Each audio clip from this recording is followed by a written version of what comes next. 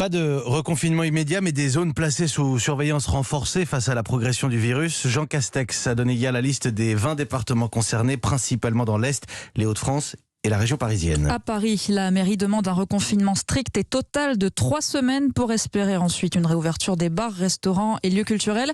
À Dunkerque, en tout cas, pas de suspense. La ville et son agglomération se remettent sous cloche à partir de 18h ce soir jusqu'à lundi matin 6h. Les commerçants sont particulièrement inquiets. Lionel Gougelot.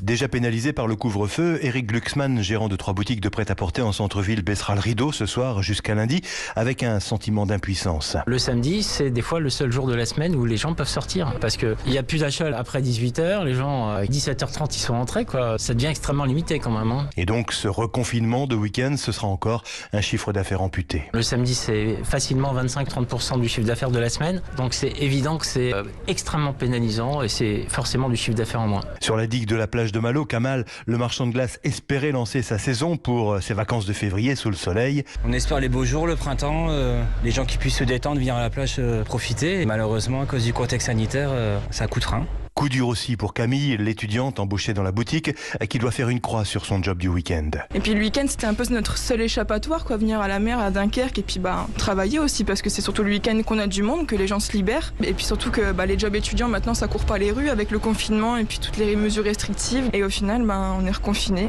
Et l'avenir à Dunkerque est plutôt sombre, puisque selon les responsables hospitaliers, le pic épidémique ne sera pas atteint avant 2 ou 3 semaines. Dunkerque, Lionel Gougelot, Europe 1.